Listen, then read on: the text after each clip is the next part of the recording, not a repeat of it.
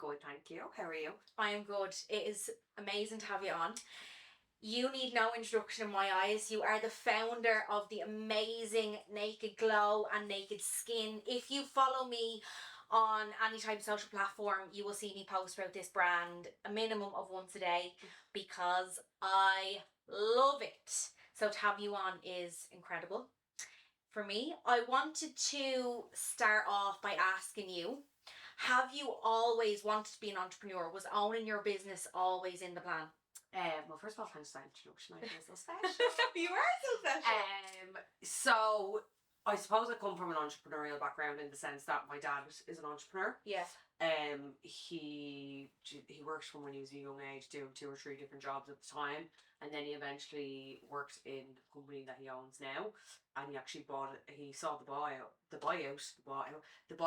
it about 40 years ago, and then he basically bought that company over and made it his own. And I've worked there for the last, I think, since I'm 13, 14. All my friends are out playing on the street in summer holidays, Easter, everything, and I was working.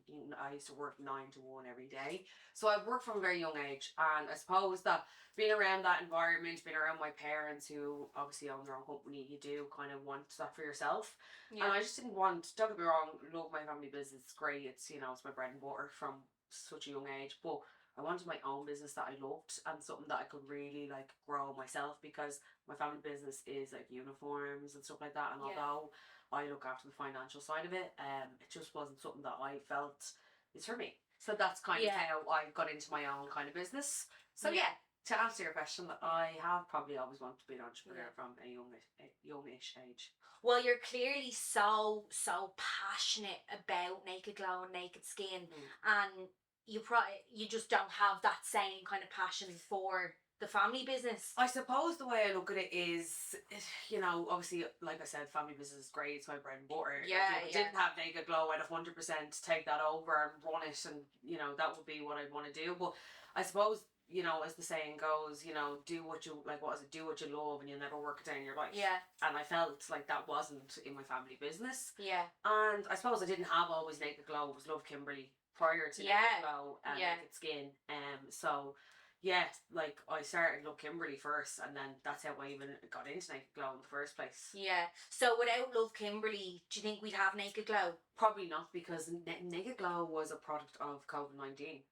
It was built during COVID-19 because I had to pivot my business during COVID-19. As everybody knows, every business suffered, and mine was one of them, because I was doing, as you remember, the dresses and we all couldn't go out anymore. No, sure. We were the longest country in lockdown in Europe, so we were 2 years in lockdown and nobody was going anywhere. Everybody's having parties in their gardens, and nobody's wearing, all my kind of stuff was really dressy stuff. Yeah. So I suppose it was quite difficult for people to buy that kind of stuff when they're just sitting out in the back garden or going to the park, because we weren't allowed to even go to your friend's house for a sec. So and then obviously I actually experienced COVID-19 before we did, because my suppliers were in China, and that's how my stock stopped coming in. And then when they got back to work, we went into lockdown, so it was a whole 2.5 year thing. So that's how Naked Glow was born. I said, what can I do that I love, which was tan? What can I do that I love that will grow, which was tan and skincare? And what's never going to go out of season, what's never going to go out of fashion, what doesn't matter if there's going to be 10 pandemics, please God there's not, but it doesn't matter. There's always going to be a need and want for self-care and skincare, I suppose. So that's how Naked Glow was born. What I love about your story is a lot of people would have, say if someone else had Love Kimberly, and they would have taken that as a failure, it closing, and the thought of just jumping right in and starting another business. Most people be like, absolutely not. I know. Because I'm sure maybe there was money lost with Love Kimberly. Of course. Still have loads of stuff in my warehouse, and I'm like, oh, will I start back up? But yes, but you could have taken that as such a hit, and you could have gotten really down on yourself, but you just got right back up and started a whole other business. Yeah, I think, for me, it wasn't really a failure, because it was in the sense that I was like, okay, I actually didn't even think in my head, I'm never going to do Love Kimberly again. I thought, park this until we're out of COVID, and then we will come back to it, we'll revisit it, because I still have the Instagram page, I still have my website domain, everything. And it's still something I get emails and messages and DMs about, are you ever going to bring it back here? And it is something I would love to bring back. But again, I want to make my business successful and succeed first. And I don't want to have on my hand in all the pies, because that gets you nowhere and you can't give 100% to one business. I totally agree with that. And like, I do have 5 million ideas a day. And I'd be so thankful when I never get that idea again, because, and it happens all the time, but I'm like, I would rather be absolutely phenomenal at one thing than be like good at a lot of different things. Yeah. I think that stands to someone more. Yeah. I think a lot of massive brands or really like big celebrities who go on to do like 5 and 6 different things, they make it look so easy, but I think a lot of people forget, like, they've a massive team behind them, like the likes of, you know, myself and yourself and other like entrepreneurs that are on a smaller scale. It's just us for the most part. You said it. You said it. I'm wearing all the hats in my business. I'm packing orders, I'm dealing with suppliers, I'm talking to the customers, I'm sorting out I'm the web designer. Yeah. You know, I'm literally everything, and it's like, I need to start and get a team now. So yeah, no, 100% I understand that completely. But it's plus they are like, so they most of the time, and like it's something I've learned, like most of the time celebrities aren't they're just the face of the brand. They don't actually own it. Like, so you look at the likes of Chloe Kardashian with Good American, she's the face of the brand, but Emma Green, or I think it's Emma Green or MC, I'm not sure what her second name is, she is the person who came up with the idea, but she just wanted somebody that really believed in, you know, sharing women's bodies and everything else, and who was the best person for that? Chloe Kardashian. Do you know what I mean? Yeah, absolutely. And celebrating kind of all beauty, all sizes, all bodies, you know, that kind of thing. And that is something I do get so like down on myself sometimes. I'll be like, if they can do it, like, why am I finding it so hard? Why am I having such a stressful day? And it's like, well, I don't have a PA. I don't have a personal chef. I don't have this. Don't have a big team of investors who put millions into every single product. Like that's like me. Like today, I was like, right, I need to do an eye cream. I need to do this. I need to do that. And then I was like, oh, hold on a minute. I've actually just brought out 2 products in the last space of the last 8 months. I need to worry about them before I start. But it is, because you wake up in the morning like, right, what do I need to do next? You're always looking for your next move. But then you're like, right, okay, I need to also calm down and like have some realistic goals here. It's very tough though. It is very, very tough. Yeah. One thing I wanted to ask you on a different note is, so your family business is JW Balfour. Yeah. Massive company. Obviously, your parents have put in nearly 2 decades of work on that business. Yes, my dad probably 4. Yeah. Well, what's it like growing up where your family has a family business? On my mum and dad, I don't come from a business background, and I'd love to know. I'm sure you've seen your parents in very high stress situation. What's that like? So with very high stress every day. My dad, no, he's stressed. Like, my dad's very old fashioned. He wants everything in paper. He has no idea about the movement of. Your dad's like me. I love a paper copy, and it's going. Yeah, my dad doesn't realize, like, he wants all the like, you know, you get an invoice, like an invoice, like he wants to print it. He wants the purchase. He wants it all. You know, it's just we have. Like I could actually open a cellar full of paperwork. That's how much we have. It's mental. But I suppose, like, obviously it has so many benefits. Like, it's helped me grow my business. It's given me so many different, like, I've worked in so many different roles there. I started off as, like, you know, packing shelves. Then I moved into just doing admin work. Then I was doing marketing. Then I was doing business development. Now I'm financial controller. I look after all of the money in and out of the business. So I've literally done so much in that business, and like no degree in college would teach me that, so I'm so grateful for that. And I've moved around quite a lot. I went and worked in the bank, and then I ended up going back to work in Balfour. So I've done a few different roles in between, but I've always kind of gone back to it. Of course, it is my family business. Yeah. But I suppose it is very difficult, because when you work and live with family every day, 7 days a week. Okay, we don't obviously work on a Saturday and Sunday, but if my dad had his way, we would be. Yeah. But like, it is very, very difficult. And I do have to say kudos to anybody who works in a family business, because to, like, you know, especially in my family business, like, sometimes, like, it's very hard to leave kind of the stress and stuff in the office. They're brought home then, and then kind of have, you know, the stress then as well, like stuff that's not even that to do with you, like, especially in my position, like, I'm kind of up and away from it.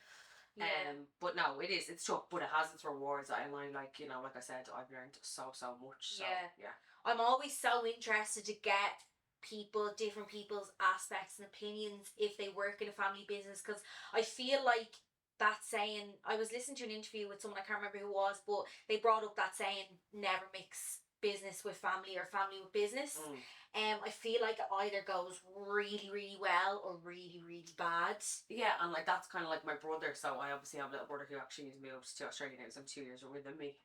He worked there, but he barely worked there, and he never wants to work there. So there was kind of two sides of it where he just couldn't work there, totally gave up on that, and like there was kind of allowed, I suppose, but I wasn't allowed because I had more like I suppose brains and knew more of the operations in that sense. Where he was like the professional golfer, so he wanted to go out and play. You know, his sport and stuff like that. So there's two sides of it.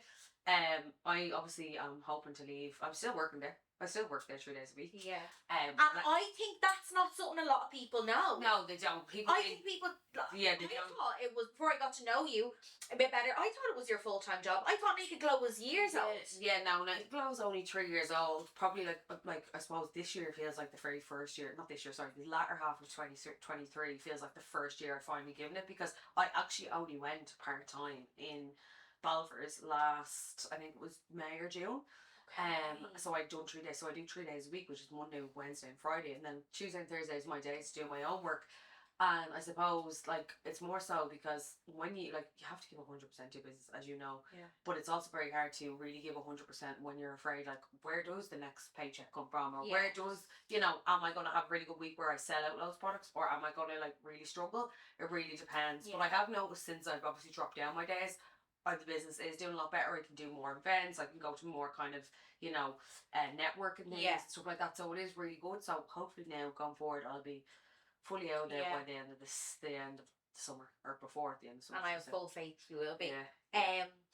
I totally get where you're coming from with that. For the first 2 years of my business, I still worked elsewhere part time, and it was such a comfort in a good and a bad way, because you get so comfortable, because you're like, it takes pressure off you in your business, because like, do you know what, if I have a slow week, it's okay because I have that, and that's coming in. But that is not a bad mindset to have, I think. I think it is. It's like you need to take the full leap. Like, I need to leave and get comfortable in the uncomfortable. Yeah.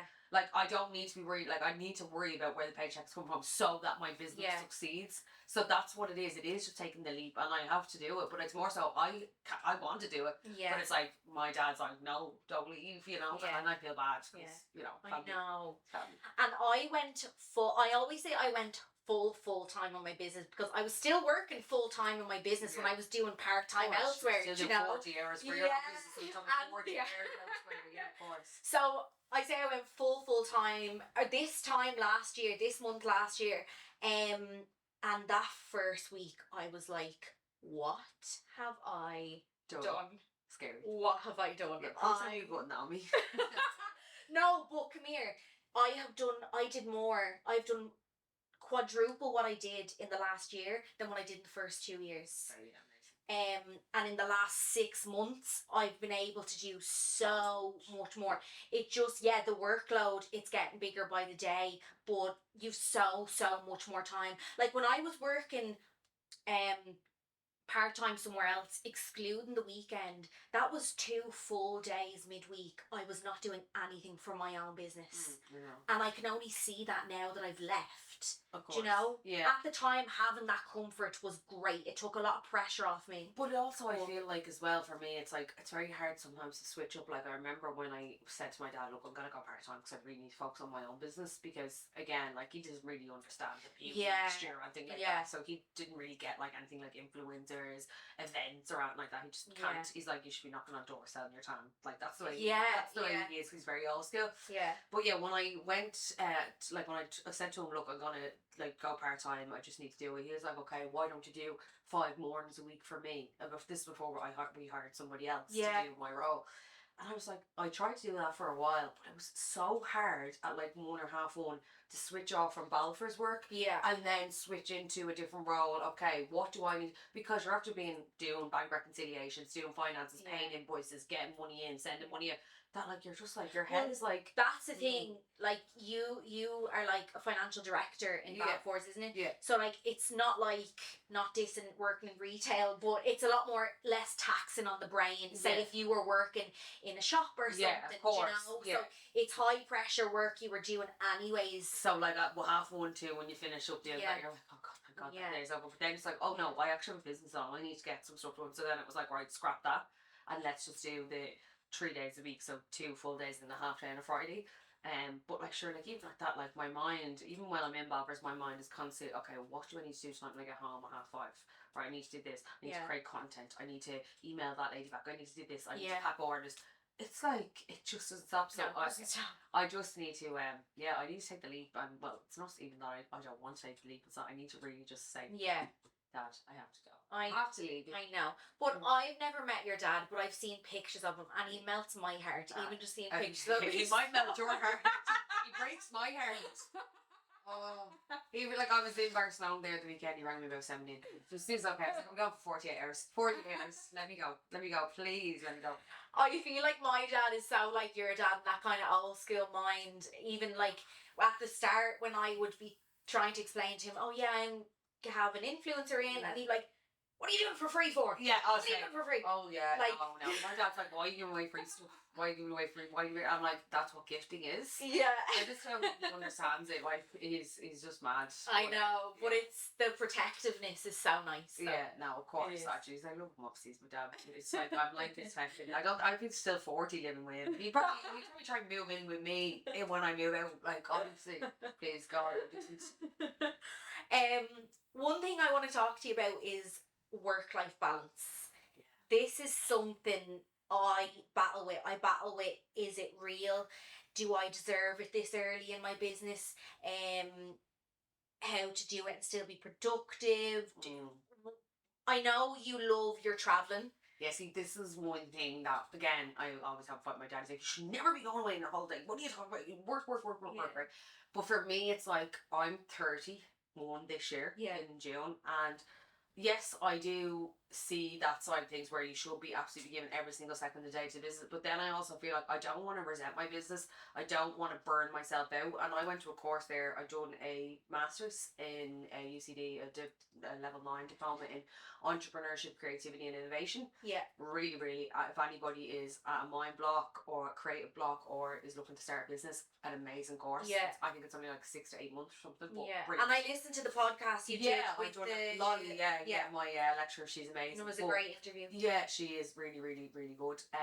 But what I will say is when I done that, she spoke a lot about burnout and watching it and how you can't fit, like, now obviously I do kind of rip the piss a little bit. I go away nearly at least once a month, which is not ideal, but I suppose when you're not really, like, I know I have people there to look after my business in the sense that if I get orders in, they'll go out, I still post, I still have a calendar where I know I don't just go off the grid. My business still runs. I'm very lucky that I have family there to help me with that. I think it's important to know as well, yours is a product-based business. You're not a service. No, I'm not a service. So, and I'm e-com as well, so I don't really have to worry too much. I'm not a shop. I don't really have a huge, like, I don't have staff or anything like that, like, have to worry about. But that being said, it does affect your business because sometimes you get, like, obviously you get lost in being away and enjoying yourself. But I suppose as well, like, I'm 30, like I said, I don't want to be 50 resenting that I never went away and done anything. So I'm in the kind of midst, I sit on the fence a little bit about that. Yes, some days I'm like, right, you need to pull in the travel, and then other days I'm like, just travel. It gives me ideas, like get content on the beach. I have a tan brand, I have a skincare brand, it gives me opportunities for that. That's what I sell it as. I get opportunities to take content away, but well, like you were away there like 2 weekends ago, and your story, the whole of Barcelona was using the lip therapy. And it was because it was actually my friend's hands, Eric's hand, and I had put one in everybody's goodie bag, so I was like, free marketing. And, that's you have to be smart like that. But everybody was loving it, and obviously we're in Barcelona, it's 22 degrees, it's lovely. It's an SPF repair balm, so it was perfect, and it's got a little bit of gloss in it, so just adds to anybody's kind of makeup that day. But yeah, we had literally everybody using it. It was great. It was so good. No, and that's so nice, and I think that's something that I wanted to get your opinion on, because especially when you're watching, like, say, entrepreneurs talk, and if they're at like millionaire billionaire status, and they're like, if I could do it again, I wouldn't be doing that, no weekends, no this, and I think I I so am I supposed to just be have no, how realistic is it to have nothing to look forward to I for suppose. years? Yeah, but I suppose as well, like there's different kind of ways. Look, like people like go to the gym every day. Like there's people that have to go to the gym Yeah. every day. That's their like that's what they love. And like Yeah. Stephen Bartlett, for example, he's like gym every day, have to do it, blah blah. Like that's not like. And like another thing is this whole getting up early culture. My most productive time is when I'm lying in bed at night, like between like 9 o'clock Yeah. and 12 in the night. I'm not productive at 6 a.m. So like to compare that, like, oh god, like I used to always be like, right, Kim, you need to get up at 5:30, you need to go to the gym. Yeah. And I was like, I'm not enjoying this. And I'm also on top of that as well, it's like that's not what's productive for me. Yeah. Like, so you can never compare your productive levels with somebody else. No. Like your productive time might be completely different to mine. But Yeah. like, you shouldn't be trying to do what I'm doing, and I shouldn't be trying to do. It needs to be for you, what works for you. So me going to the gym every day, don't get me wrong, I don't mind the gym. I don't need to go every day. Me going on holidays once a month, I absolutely need to go away because I love it. I love Yeah. the boost, gives me, it makes me wind down a little bit. It takes my mind, my mind is going 24/7. When I get into bed, I'm on to suppliers. I'm looking at new trends that are coming out. That's me. I don't go to bed till like 2 in the morning. Then I'll get up at like 7. So I'm 5 hours sleep every night. Whereas people are going to bed at 10, they're getting up at 5 or 4, then they go to the gym, and then they're in the gym. That's their productive time because they're on emails and they're doing that. Yeah. That's just where everybody is different. Yeah. So what works for you, do it. And don't be comparing yourself to these people on social media who are like, get up at 5, work your ass off. Yeah. It's just like Absolutely, absolutely. And like, even I was listening to an interview with Stephen Bartlett a few weeks. It was just an episode of the Diary of CEO, and I was shocked when someone asked him what time he gets up at, and he's like, I don't set an alarm. I get up when my body wants to get up. I was like, well, he's come a long way from when he used to be like, I get up at this hour, because when I first listened, I think he has like 500 episodes now. I think I was on when he had like right. Suppose he's saying this, he's at a certain level. Yeah, that's fair. But like, I don't know. I just think it's different strokes for different folks. Like people that do service businesses, like they work till 8 or 9 o'clock at night. So then they might take a Monday off, like beauty, like especially like hair, like most salons are closed on a Sunday and a Monday. Do you know? And like they wouldn't really be that busy probably till Wednesday, Thursday, Friday, because that's your busiest day. That way. So it's different. People, you just should never compare to people online. It's one thing I've learned in later life, because I was doing that a lot when I was younger. Yeah. And it was really taken away from my business ethics. Absolutely. And I think like if you get up at 5 a.m. and you go to bed at 8 or 9, that's amazing if that suits you. But if you get up at like 8 or 9, 10 o'clock and you're not going to bed till midnight, it's the same day. Same. You're awake the same amount of hours in the day. So I do think it's just, like I said, you just have to do what's right for you. Because I know I'm not that, like, don't get me wrong, I'm up in the morning, I'll go to the gym, I'll do things, but I'm not like, it's not my brain doesn't start, it's like my brain started working, like it's like in overdrive. Right, what can I do, what trends are, what's in, what's coming out, like that all happens at like 8, 9 o'clock at night. And it's just, I'm the same, and it's only since I have the business that my mind will be racing. My best ideas for content come to me when I'm lying in bed. Yeah, but I feel like I'm the same now. Again, it's like, I don't know, people are different, but that's me. Like at night time, I'm like, right, and then I'll write my notes, and then I'll wake up the next day, and that'll be kind of like what I'll do for the next day. I'll start doing them bits and pieces that I've been thinking about the night before. If I've admin to do in the morning, I'll do that, but creatively, I'm actually quite blank in the mornings. For me, I find. Of course, it just depends. Like I'm the same. I get up, have my breakfast, head into the office, kind of do a few bits, answer emails, and then it's kind of like during the day I'll be trying to like pull ideas out. Unless I've had like a brainwave the night before. Yeah. Am I right in saying you have no investors in your brand? Yeah, it's just me. It's just you. Me. I don't have any, like, and this is one thing I really do need to kind of, I suppose delegate and like look into. But yeah, investment at the moment, no, it's just me. I would love an investor for knowledge, I suppose, but not so much. Like more of a mentor. Oh, well, I am doing mentoring at the moment with the Leo, like but the enterprise office. But again, like I'd love like more so not a mentor, but like somebody who could be like, right, this is where your business is going, and I know this person, so we can, like, someone who's connected. Yeah. Because it's like I see like obviously like I go into like Glasgow and Thomas and you see so many gorgeous like Irish brands to make to see, but it's like, how did you get in here? You're only small. Like, I'm only small as well. Yeah. But like you know what I mean? Yeah. I'm like, I need your guidance. I need you to help me. Yeah. I do think in this day and age, I think it's all about who you know. Obviously, it's about having a great product as I well. But I totally feel like you can agree have with a that. great product and you can, or like, you know, you do need to know people in places. I think a lot of people are scared to ask for help. I'm one of them. You need to get unscared. I know, I'm one of them. Like, I'm afraid, like, obviously, I know certain people that I've met on the, like, you know, at the Leo events and stuff, and that are like in Brett Thomas and I'm like, well, I have the cheek to ask. They have a contact, but like you know. But again, that's really, I think that comes. It's imposter syndrome, and that's what like a lot of entrepreneurs will get. Like, I'm afraid, like, oh, they think like the cheek of her, but then it's like you're actually gonna get nowhere unless you grow up and like just cop on and just ask. Because if you don't, well, what's the worst they can tell you? No. That's it. Yeah. Big deal. Yeah. And like I give this advice to you. I know. I take it myself. Absolutely not. I know. But I think since I've actually had the mentoring in the Leo thing, I have actually started reaching out a lot more to people and just getting on the phone and stuff. And like, I've done telesales like for the bank, and I've done telesales for different companies, so I don't know why I can't do it for my own. I think it's more so you take more pride in it, that you're like, you get it, but hurt. Someone's like, no, we don't. I know. No. And I totally get you. Now, like, this example is a little bit different, but I did a one-to-one with someone there a couple of weeks ago and was going through my goals for the year. This podcast, I had a date. I was like, if it's out by June, July, I'll be happy. And he was like, cut the bullshit. He was like, June or July. He was like, if you want to wait till then, don't bother. Someone else will be doing it by then. Yeah. He was like, you do not need 6 months to get one podcast episode out. Wow. And that's that, amazing, but it was the kick I needed, and that was 2.5 weeks ago. Yeah, and I was gonna wait till July. Yeah. And what were you waiting for?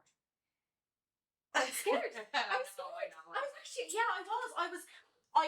actually, I loved the idea of doing a podcast, and I was like, right, I'm going to.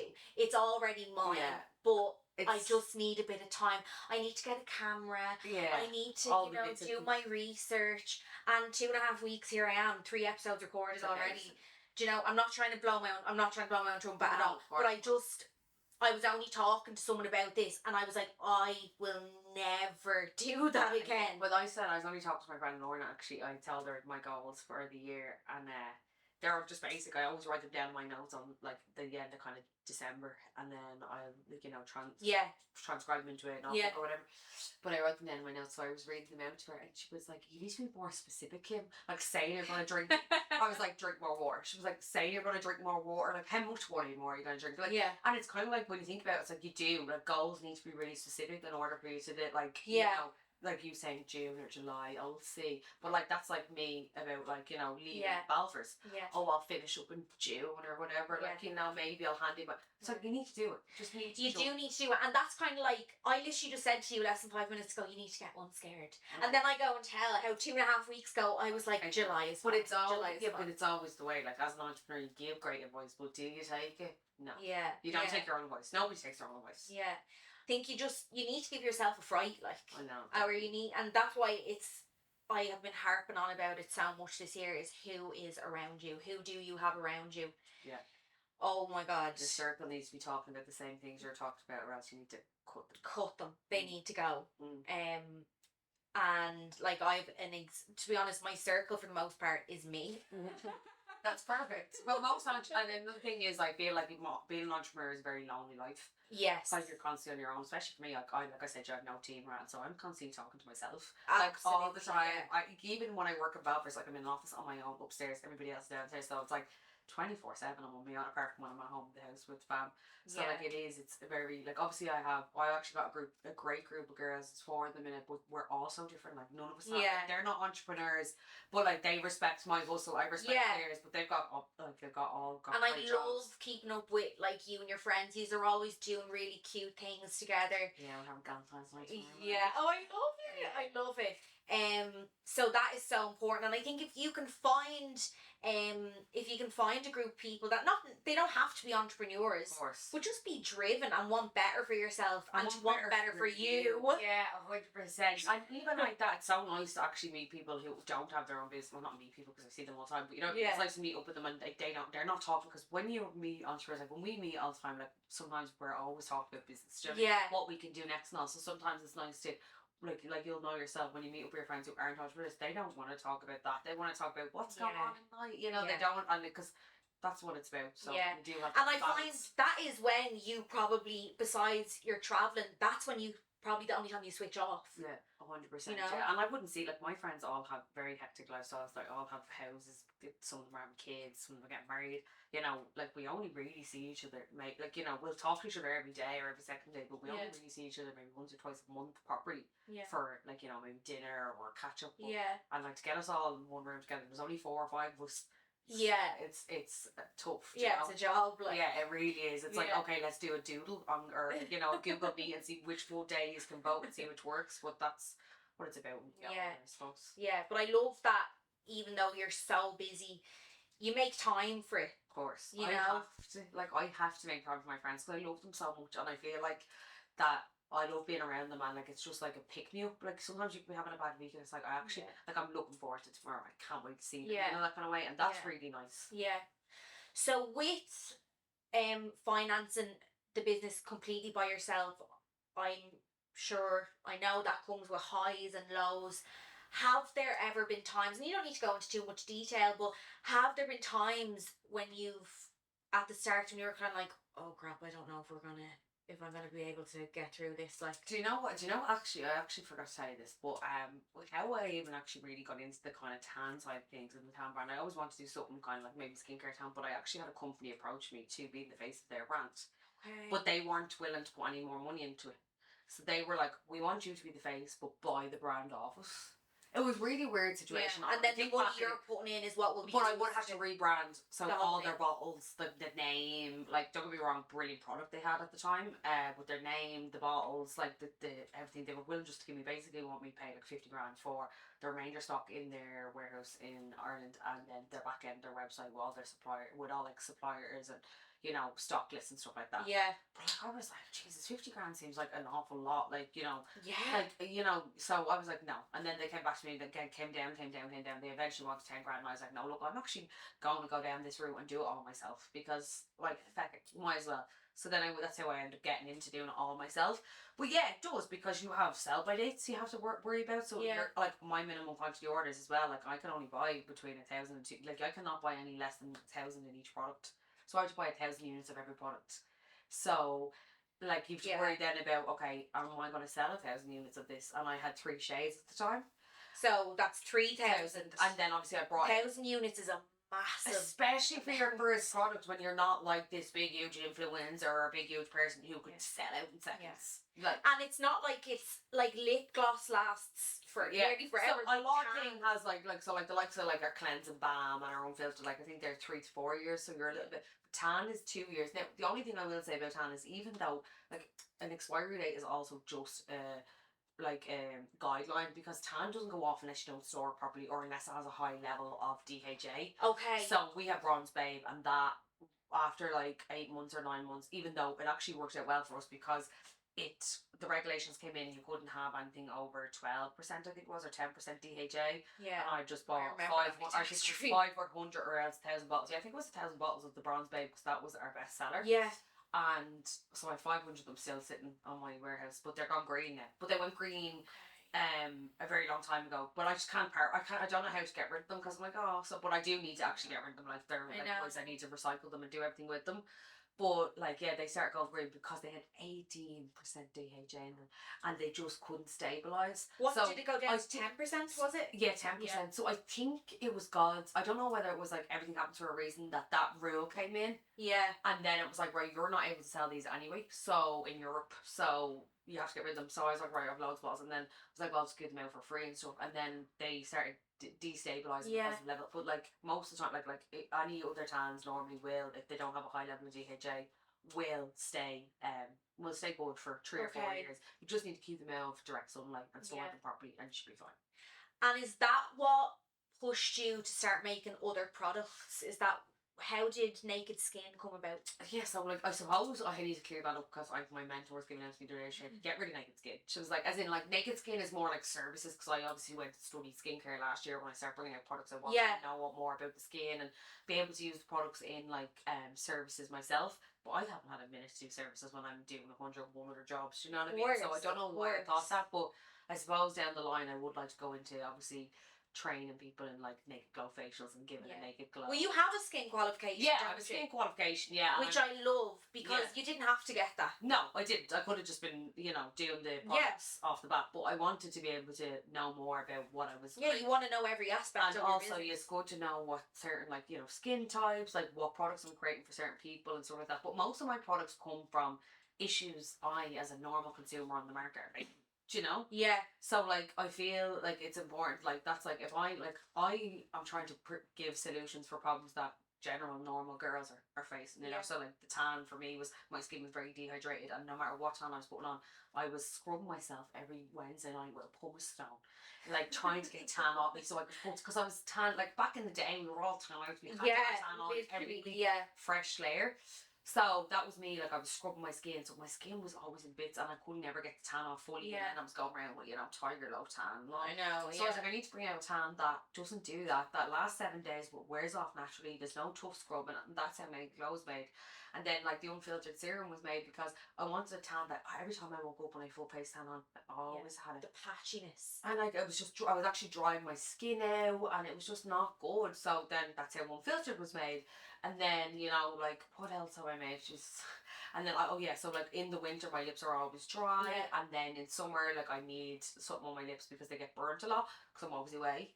Yeah. So that's how lip therapy was made. So they're all like, I'm just a normal consumer and like I'm a normal girl. So these are all products that normal gals need. Well, at the core of business, that's what it is. You're solving problems. That's the one piece of advice I give. If you are going to create a business, or if you are going to, you want to be an entrepreneur but you just don't know what you want to do yet, find a problem in the market and create a solution for it, because that is how you will succeed as an entrepreneur.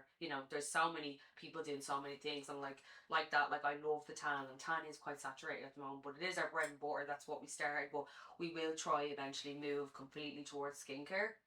I think in the future, because like that, we tan, there's just millions of tan brands every time I go onto Instagram. So you think eventually you'll stop doing tan? Well, I don't want to say that completely, because who knows, but I feel like even like now when we speak to a lot of distributors, they're seeing the same situation, same problems, that tan isn't moving off their shelves. So you need, most of the time you need a distributor to go into retail. Someone who will look after, like a middleman who looks after everything for you, and they can take the fall of that and happen to your business kind of thing. Yeah. So a lot of distributors are coming back with the same kind of thing, that tan is not moving as well as it used to, especially dark tan. And I don't know whether that's just coming back. But again, and maybe in 2 or 3 years, tan's going to come right back around and do what it did 5 or 6 years ago. I think so, because everything is full circle. 100%. Every single thing, whether it's fashion, whether it's food, everything. And I've gotten a lot of people who lash lifts are me. Lash lifts are all the rage, but I know lash extensions are just going to come back in. I know. A lot of people saying to me, like, are you still, are you going to keep doing them? I'm like, because everything comes back. This is it, so I don't want to say, no, let's move away. Obviously our tan sells, we sell a lot of tan every day, do you know what I mean? But for me, I do want to, I would love to, I don't know, maybe I won't, maybe my business will still do naked, my business will still do the mousse and the tan. We might bring out other tan products, but I think I myself will be more into the development of skin, because I want to bring out a full skin range. We've got 2 new products launching this year, as you know, which I love and adore. So I'm focused more on skincare products than I am tan products. I feel like we've got our tan products and we don't really want to bring out too much more on that side of things. I want to bring out a full line of skincare products, But I think that kind of shows, in a business career, there's peaks and valleys, that there's times when you are so concentrated on one product and you kind of lose the love for the other, or Yeah. you know, sometimes I'll be really, really enjoying doing brows and I won't be loving lashes as Yeah, of much, course. but then it comes back. It comes in waves, so I feel like You that. know? Well, like I'm never not gonna wear tan, so I'm Yeah. never not gonna have my own tan Yeah. to put on me. You know. Well, I don't know if you know this, but I started wearing tan because of Naked Glow. I love that.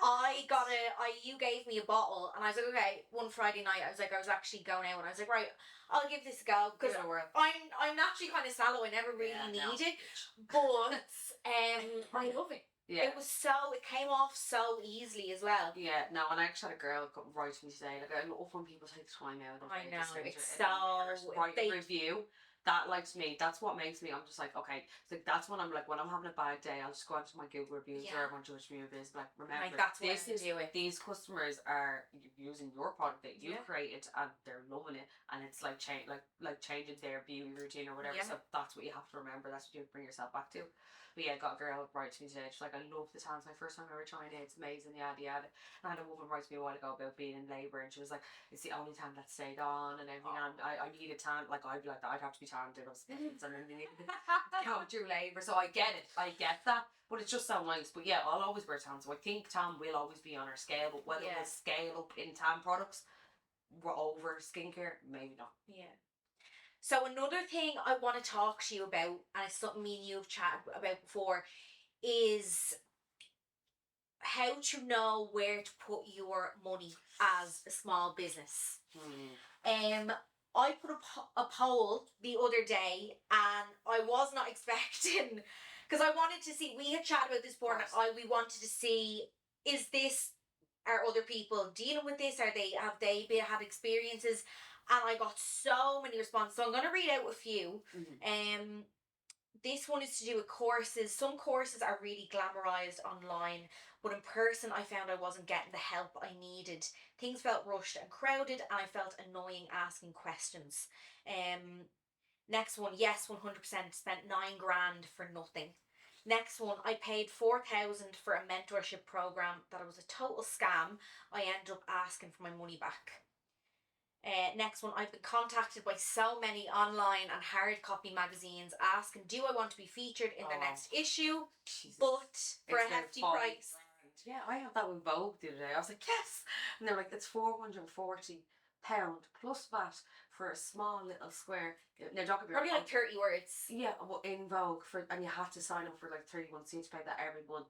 And that was just the digital copy, like, so I don't think that actually went into the... No. So, like, I was like, and I was kind of half considering, it's like, oh my god, William, say you're involved. Yeah, and I was like, no, I want to just spot myself in Vogue randomly. Yeah. I don't want to be paid. You want to be there because you are the product that you know you are. Yeah, and you're being noticed for that. But that's the thing, people don't realise that absolutely everything in this day and age is, you have to pay for it. Like, any sort of print, digital, like that, unless, like, okay, maybe you might get like a beauty awards or a beauty Best Buy when it's just a beauty editor's choice. But no, everything you have to pay for. Absolutely everything. I had no idea before I started my business that a lot of businesses that we see in magazines are paying to be there. I didn't. That's a big thing. Yeah. I didn't before I started. But I didn't know, was it? Because like I suppose a magazine that I was wanted to be in there a while ago. Like, I remember they were going for $4,000 or something for like a half-page spread, and I was like, I didn't even think, like, I wanted to be in the magazine because it was like, I knew it was a really glamorous magazine, but would I ever pick up that magazine myself off the shelf? Probably not. So I like, and then maybe digital is better, but it comes back to that question: where do you put your money? Yeah. Do I put it into digital? Do I put it into print? Do I put it onto the radio? Who knows? Yeah. It's very hard. Last one I chose was, I picked a social media manager because I liked their vibe. It was a disaster. I wouldn't recommend picking someone to help your business grow just because you like them. It's not enough. I wasted so much money and ended up doing most of the work myself. Yeah, I know that one too well. Yeah, so look, social media, I want to dive into this because I think it's such a meaty little subject. Firstly, like, social media all of a sudden is rampant with social media managers. they've just popped up out I feel like of everybody nowhere. is a social media manager. Don't get me wrong, kudos to people that are actually like there is, And like, there's some amazing people out there. And I have to say, like I'm actually signed up with a society, the Creative Society, really good. They give you like they do a lot of UCG, but like I think I pay like €16 or something a month to be a part of their society. But they give you free tools. You can sign into a back end. They have UCG creators, so you can actually get on and see, like you can work with people like for gifting and stuff like that. So it's really worth it in that sense. And like it's so handy, and the girls are lovely over there. But yeah, I've do you know what? I think I spoke to you about this before. I actually met a girl through social media a long while ago. Now it was when I had Love Kimberly, and I was to do kind of like work with her when she worked for a different company. She was basically bringing brands on board for that company, and that was grand. We met on that, and really helpful, really lovely. And then she started her own kind of company thing, and she was doing, you know, like making brands buzz and all that kind of stuff. So like I was like, yeah, perfect. I would love to have you look after my brand. And she actually gave me a discount rate because I knew her, which was lovely. And I think I was paying like 1,500 or 1,200 or something like that a month to her. But like that, like I was 1,200 a month. That's a massive amount. But I think it was only 4 days work. When you like, I can't remember the deals, the ins and outs of it now. Because it was 2 years ago. It was actually when I first started Naked Glow. Because I was like, right, I need to stop giving out gifting, and I need to stop worrying about. I don't need to worry about like properly PR. I need to focus on somebody that can like get my brand into the hands of the right people, get them into magazines, get me on TV, all that kind of stuff. Like, and in the space of the 3 months that I had, because I done a container where I didn't get anything. I think we gave like $6,000 or something, and with that, say, and I didn't. Like some of the stuff being posted on my Instagram, it was somebody else's content because obviously she was using the content, you know, and there was spelling mistakes and vice versa. She was posting stuff on other people's account. But like I remember then I actually got on telly. I got onto the TV, or what was it called now? Oh jeez, I can't even think of the thing. RT Today. But like my dad actually got me that because he knew somebody, so he just rang them and asked them. Yeah. We had to pay a small fee. Again, everything you have to pay a fee for. But it was a very small fee to be on the TV, and it was great. But like that, like I think I spent $6,000 or something on that, and I remember then afterwards I was like, I actually got nothing. I got spell mistakes, bad posts, didn't get like sending stuff out to influencers, but like I mean, like people that were already signed with other brands, and you know that kind of stuff, and it was just really messy. So I remember we called her up, and we're just kind of like, look, we've given this amount of money and we haven't got anything. And I remember she turned around and she was like, your brand won't be here next year. And I was like, sorry, what? Like, I'm after giving you money to try and bring my brand somewhere, and you didn't help me at all. Like, and then that's the attitude you kind of have. Like, we're just trying to figure out what we have to spend the money on. Do you know? Because it's a normal question to ask when you hand somebody over $5,000 or $6,000. You want some sort of. I'd be asking those questions if I hand them over a lot less. Yeah. Do you know? So I'm just kind of like, and I was actually kind of like, wow, that's really kind of hurtful. So every time I think something, I'm like, why am I doing this? Because I'm proving you wrong. How long ago was that? It was definitely 2022. Like, it was probably the first quarter 2022. So you've well past the year mark of when your brand was supposed to. Oh, yeah. So, yeah. We've launched into pharmacies and we have a whole new product range. So, I'm pretty proud of that. But, like, yeah, I like that. Yeah, my job. You could let somebody like that say that to you, and like I am the type of person that would be very like hurt by that, and I was very hurt by that. Of course. And this is from somebody I just kind of knew. It wasn't like a really close friend or anything, but like I just thought, cheeky you to say that to me. The absolute cheek, but also she clearly took like to not believe in your brand. But this is where it comes from, and this is what I was saying. If that was the outlook you had when I questioned where the money, why did you take my brand on board? Why? Because of course, like if you didn't believe in my brand, then you should never have took the money off. You should have sent me elsewhere. That was what I would do. Like it's like me, like I'll always get people that will, not that I don't believe in brands, but I just don't have the time. Like obviously, I always say this to you, like being an entrepreneur, having your own business, I don't have time to promote a lot of brands. So when people reach out to me, like, would you send this? I'm like, I know myself, when I reach out to people and ask them to send it, I want to see something in return. I want to see a post, or I want to see, you know, absolutely. But if I can't give that, I won't take your product. And it's nothing to do with the brand. It's just like I can't give you what you're looking for, so I just can't take your product off you. But thanks so much, you know. I'm even offended she said that to you. I know. So sad. I remember my dad being like, "We just stop, be grand, like, Yeah. be fine." And But it does, but it takes something like that. It can really knock your confidence. yeah, absolutely. It And could, especially when my first year of business, like, you know, I was Yeah. just questioning, like, am I? So I can relate to that experience so much. When I first started my business, I was contacted by a platform that wanted me to advertise on their website, and I got so excited. I Honestly, the worst. thought I was the big cheese. I was like, they would be happy to put my name in, like, there on their website. Yeah. I was like, what? So I think I paid, it was like €800 for, you know, and for a small business, that's a lot of money. A lot of money. Jesus Christ. Before I started my business, that used to be my wages for 2 weeks. Yeah, 100%. Like, Do you know what I mean? So it's 2 weeks' wages, like, do And you know, for over 2 weeks and wages you for a think, lot. you know what? I'm gonna sell out. Well, you're gonna have bookings.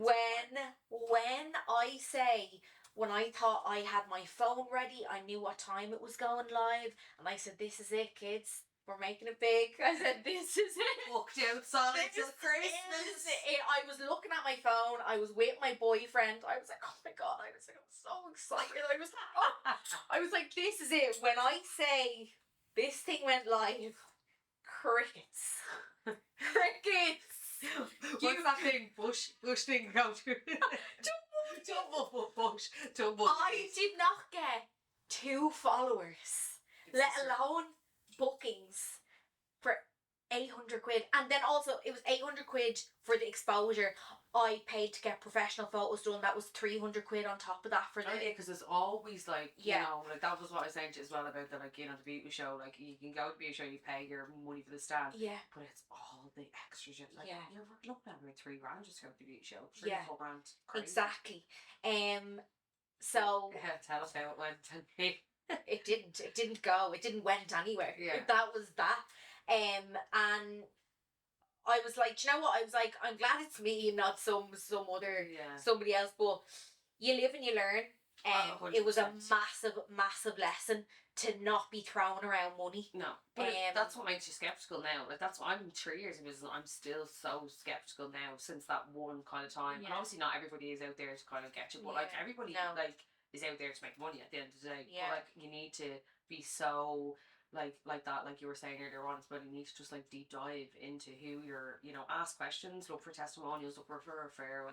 Absolutely. Like, deep dive, do your research on them, like see what else they've done before, whether it be a photographer, videographer, whether it be a marketing agency, you know, because. And that's so important, because I still have people ask me, even though, you know, I have my Instagram, I have my TikTok, they'd be like, "Can I see a previous set you've done of this on someone?" I'm like, more than happy. If someone gets aggravated by you asking, "Can I see maybe some work you've done for someone else?" Even they're not proud of their work, or they've not had good kind of, situations. If someone gets aggravated with you or gets a bit smart with you, there's something wrong there, because they probably don't have the proof to show you that they can help you. Yeah, or they can't do the job that they're saying. Because people promise you something and start. What they can deliver is a whole other ballgame. I think it's important for people to know, if you're paying for a service, you are more than justified to ask for the receipts, and be sure, especially if it's up in the thousands when you're paying for help. I know, but even when you're a small business, like, even though like anything over like 200-300 quid, it's still expensive. Absolutely. Like, when you're only starting out, of course, like, you know what I mean? Because it's like, you know what I mean? It's money at the end of the day. Like, you have to do 5 sets or 4 sets for that. Like, obviously maybe less now or more now, but like, you know, my boyfriend always he does it. He always says that to me. He'd be like, he's an accountant. So I'll say to Ross, I'll be like, "Okay, I might have this opportunity, or I might do this," and he'd be like, how many brows is that? How many sets is that? It's actually a really good way though, because like, you have to think about, like, if something's going to cost you, like, say brows are 50 quid and something's going to cost you 5 grand, like, how many brows is that to do? When he turns to me and says, "That's 30 sets of lashes, are you prepared to do 30 sets of lashes for free?" And I'm like, "Oh, that's actually really a good way. Actually, a really good way. It's like me with like bottles of tan. Okay, if I want to do this, I have to sell 500 bottles of tan the next 4 weeks or 3 weeks, or like more. Do you know? More. And like, that was like what it was, like, for 1,200 plus VAT when I was getting that marketing thing. It's like, I know, obviously my tan is 20. Well, it was 20 when we first started. It's gone up now. Rising cost, but it was 20, but like it was like, Jesus, that's how many bottles you have to sell when you're only brand new, you know? Absolutely. So yeah, it's a lot. So ask questions, people. Yeah, ask questions, get hints. Don't be silly like us, girl. I know, we live and learn. Like, No, it is. It's a live and learn. Yes, You can't be in business and not waste money at some point. God, no. There's no avoiding it. No. And if you are, if you great business people, business women, businessmen are not made by being bubble wrapped. Oh no. As well. Do you know what I mean? Have to. You have to. You have to take your mistakes and learn from them. You also have to take your failures. Just pick yourself back up, dust yourself down, and get back on the horse. Exactly.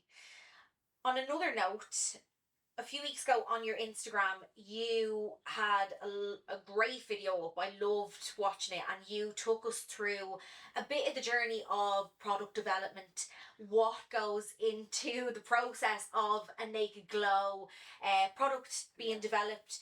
What I'd love for you to give us a little overview of what it entails. How tedious is it? So I suppose for me it's a little bit difficult because I even though I'm an Irish brand, I don't make a lot of my products in Ireland just because the sheer lack of ingredients that there is in Ireland. So we get a lot of stuff made in one of the best places in the world to get your skincare made, which is Korea. Yeah. So yeah, that's basically, like, it is quite hard because obviously I don't fly out all the time, but I do have an agent who is on the ground in China, and she will do a lot of like visits for me, do a lot of bits and pieces like that. I have obviously been out and I do have done that. Like, obviously when you start a product, it doesn't really, like, there's not really much changes because you're constantly just getting it made. So like, the only change you might not make any changes to the formula, and I don't make any changes to my formula once they're set in stone. Unless something doesn't work. Thank God, touch wood, nothing hasn't worked since. But yeah, so basically it's like you basically come up with an idea what you want to do. So like let's just talk about the lip therapy. I knew what I wanted. You go to your manufacturer, your supplier, and you will say, look, I want to make this. I want these ingredients in it. So there's two types on the market. You can always get white label, which you'll hear a lot of people talking about, which is where you can literally just buy products and just put your label on it. You know, they're just too convenient. Well, so that's what a lot of people do, and that's why a lot of people get annoyed at certain things, like, you know, like you get hairbrushes off, and like. But then I also have to say the other side of that is like, so you'll see somebody on Alibaba being like, so selling this brush for €20, but I could buy it on Alibaba for €5. But what you don't realise is, right, okay, you're buying it for €5, but then they have to put their logo on it. They have to buy a minimum quantity of probably 1,000 pieces. They have to get it shipped then. The shipping from Asia, the shipping anywhere into Ireland at the moment, absolutely scandalous. So then they're probably paying like €12-13 before they even put their mark on it. Do you know? So like they're not only paying £5 for it, and then they're selling it on to you for 20, and it's a €15 markup. That's just not, like, that's not happening. Do you know? So but sorry, going back to your question anyway, is like, yes, you can do that white label, you can buy products and just put your label on it. But I feel like a lot of the time for me, I just have, like, I would never really do white label unless like you were bringing out like maybe like that, a hairbrush or something. Anyway, but no. Go through the process is you go to your supplier, my manufacturer will have a meeting, we'll like go on a video call, say this is what I want to bring out. Then I will do up like my designs for I do all my designs in house for my packaging. I don't get it done. So my manufacturer of packaging, amazing woman. I just send her over my PDFs of what I want, and she literally just puts that through a machine and makes my packaging for me. But all the design is done from you. Absolutely, everything is done by me. My design for my packaging, the design for my products, the names, everything is done in house and it's done by me, and that's what I love because it's very personalised. And it's always something like that. I like I said to you, it's a problem I have, so I want to create a solution. So basically you'll have a meeting, you'll go through bits and pieces what you want, just go through all different Pantone colours, you know. Then you'll sit down, you'll say, right, I want this consistency I want, this is what I need. So obviously I have a new product coming out in the end of this year. No, sorry, that's like, it's coming out at the end of April. But you've seen the amount of final samples I had of the one product. I had 15 of the one product with different like consistencies. So that was all for one product. That was one product, but that was the final. That was the final sample. But then there was 15 samples of the final one sample because I had a slightly thicker consistency, a slightly different colouring, a slightly different fragrance. If you're putting fragrance in it, I tend to go away with fragrance. But when you're using a certain like moringa seed oil, which is Yeah. a cleansing balm, that does have its natural like scent off it. Yeah. So you'll get that. So you'll have like a higher consistency of different ingredients, might bring Yeah. off a different scent. So you then test all them. So like you'll have to take, it takes about 6 months to get the kind of samples right first. Then you have to sign off on the final sample. Then that takes probably about another 2 or 3 months. Then you have like packaging is the easiest part. Yeah. It's all like, but also packaging is so stressful as well, because you think it's going to look amazing, and then you get the mock up of the packaging on the first sample, and you're like, no, I need to change that. I need to do it. And I want to know as well. It's honestly an ordeal. So you hear everything to do it, don't. No, I'm only joking. It's you know what? It's like a high and a low. Like, it's really, really stressful when you see it at the finish line and you have to have it all packaged up with the, like, you know, and it looks amazing and it fits in on brand. You're just like, love you. And I know you are such a perfectionist. You're so particular. I know how particular you are with your ingredients. You don't mess around with ingredients. You know every single thing that is in that bottle. Yeah. So I'm sure, like, you probably don't need to go through the 15 samples. You probably could have chosen, but you are such a perfectionist. Yeah, but you don't really need to. But I feel like it's more so, I like to try, a lot of the time I like to try out different skin types. So I'll have my mom do a lot of testing because she's got that more mature skin. Yeah. Then I'll have people who have sensitive skin. My friend Ashton would have sensitive skin, she break out quite a lot. So then I have her. Then I'll have someone who might have thinner skin than me. Someone who has more elasticity. Then you have all the different skin types. So you've got my friend Erica would be sallow, like you. You have sallow skin, so like tan and stuff would take better to your skin than the Irish skin tone, the freckles. So it's all about testing and trying on all the different skin types. You know, there's so many different skin types. There's also so many different skin concerns. So it's about really trying them. So then when you spread them 15 samples out between a few people, you've not really got much to, you know, to go on. And then you get collective feedback. Then you'll see what they all had in common. Then you'll get your final results. And then you obviously have an inkling of what you're going to go on anyway. Yeah. But you still just want to test the market and, you know, test the different kind of skin types, skin concerns, and make sure it's suitable. And most of the time, like, all of our products at the moment is suitable for all skin types, and we try to always go for like people that have problematic skin, because like that if it caters to problematic skin, 9 times out of 10 it's going to cater to people that just have normal skin. You know, not normal skin. Nobody has normal skin, but you know what I mean. Someone always has a different type of skin concern. But like normal skin, like we wouldn't break out like acne prone, I suppose, or you know, like I would have normal skin, but I'm very dry, dehydrated skin. If that makes sense. It's like a problem, but my skin type is normal. You know, it's a whole ball game. I learned so much of that course last year. I love it. But, and even, I'm sure, like you said, at the end, when you get that finished product, it's such a high, and it's like, but all that work, and it's one product. And then you have it, right? And then it takes like 30 days or 40 days to get into you. Like, you're like, so you've gotten the product, you've gotten the final thing, you've signed off on it, they've put it through manufacturing, they've gotten it done, they've took the professional photos. And then it's like, okay, well, you can fly it in by air, but if you want to pay $2,500 just for air freight, that's no problem, which I don't have, so no, I can't. And then it all starts again for the next product. Yeah, so we also just want to look after, like, obviously sustainability, carbon footprint. It's a lot better to bring your products in by like rail or, you know, like sea. So we always choose rail because it's a lot better for the environment. Amazing. I wanted to ask you a little bit more of a personal question. No problems. Are you proud of yourself? Yeah, do you know, it's so funny. I had this question on the plane the other day, like, am I proud of myself? I feel like it's very hard because you always want to be doing more.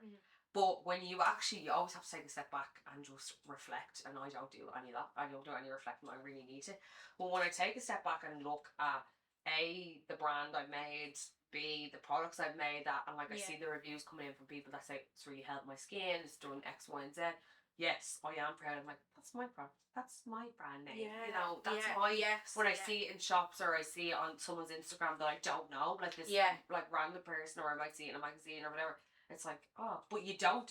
It's so funny because in the moment, I don't, like, when I see myself in like the best Irish beauty buys, or like, you know, we were picked for best beauty or best tan in 2023 and 2022 actually moves in RSVP magazine. Like, in that moment when I seen it, I was like, oh, that's lovely, but I wasn't really proud. But then when I look back, I'm like I actually won best tan. It's like, you have to, it's only when you step out and reflect fully. But like in that moment I was like, that's great, that's another notch on the belt, like that's great, put it up on social media, you know, like you have to really actually enjoy it and celebrate every small win, because that's what's so important. Like, you have And to that is celebrate the journey. literally the journey, and it just never, And it's not going to stop. You have to keep No. adding and adding and adding, but you have to also reflect on how far you've come. Like, I had one product, like I had obviously three different varieties or variants of the product, but I have one product. I now have 12.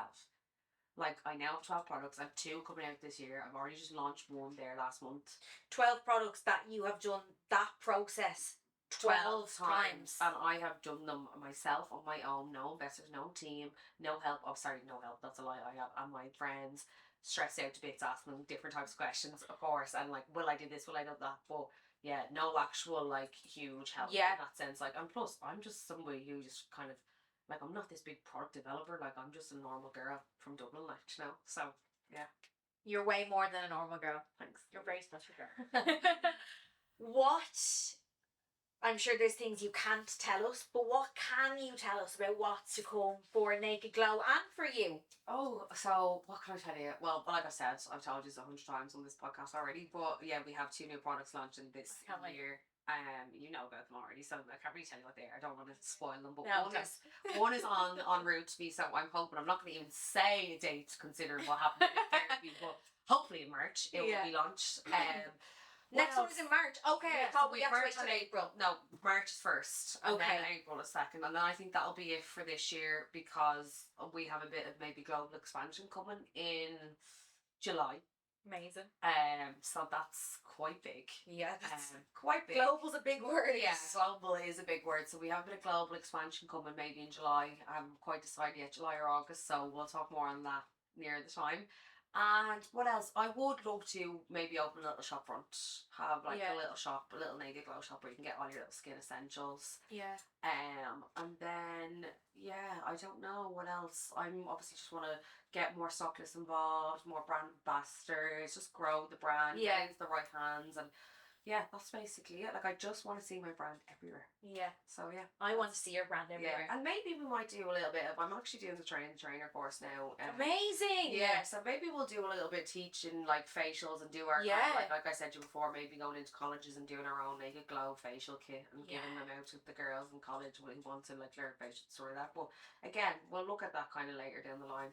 I'm just too busy doing product development now. I have no time for fucking teaching. But yeah, I love it. Lastly, I asked my last guest this question, and I'm going to ask you because I think it's a great way to get an idea of really who someone is. You're 31. I'm 31 in June. Sorry, 31! Sorry, you're 30. I always do that. The girls always give out to me. As soon as I turn an age, I tell them I'm a different. When I was 29, I was like, I'm 30. I'm 30. And then when I'm 30, I was like, I'm 31. Like, it's just, I'm a joke. You're 30. You're doing absolutely amazing for yourself. You're an amazing person. I absolutely adore the bones off you. 30 years on this earth, what's your life message? What sums you up, and what would you tell? Oh God, you're only on the spot now. No, I know you've got something good. No, I don't really. We're only on the spot. I suppose just go for it. Whatever it is you want to do, don't be afraid. Go for it. Take a plunge. The worst thing can happen is that you fail, and you can pick yourself back up. Failures are not the end destination. They're only bumps in the road. So yeah, just go for it. And also travel. Do not stay in one place. Like, go and see the world. I've been so lucky. I've travelled from such a young age. I've seen a lot of Asia, a lot of America, good bit of Europe. I've still so many places on my list that I want to do. But travel also helps you open your eyes to new cultures, different kind of trends and stuff like that. So if you are an entrepreneur, it's also amazing. And also you get to travel with your friends, your besties, your family. So yeah. Well, if anyone's looking for somewhere inspiration, follow Kimberly on her Instagram. Looking for anywhere to go. I'll give you my top tips. I'll turn into a travel expert now. Naked Glow. But yeah, no. If anyone is looking to connect with you, looking to contact you, where's the best place to? I suppose in LinkedIn would be for me in terms of personally. So Kimberly Brophy on LinkedIn, or again, Naked Glow. We have Naked Glow Instagram, Naked Glow Facebook, Naked Glow Cosmetics on TikTok. We're on every platform, so you'll get me on somewhere. So yeah. Amazing. Kimberly Brophy, thank you so much. Thanks so much for having me. I'm so So thank you for having me. You're a diamond. Thank